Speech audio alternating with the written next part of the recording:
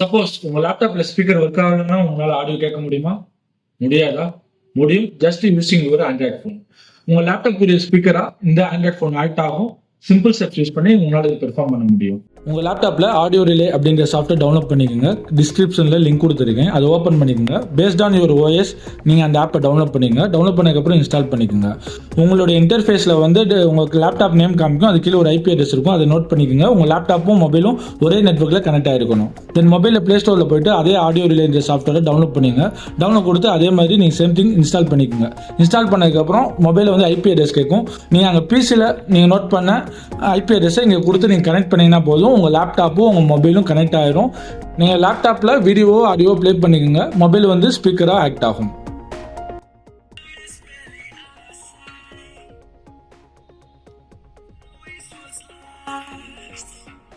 இந்த ட்ரிக்ஸ் எப்படி இருந்துச்சு? ரொம்ப யூஸ்ஃபுல்லாக இருந்துச்சா? இன்னும் இது போல ட்ரிக்ஸ் தெரிஞ்சுக்க கீழே F1 கம்ப்யூட்டர்ஸை ஃபாலோ பண்ணுங்க.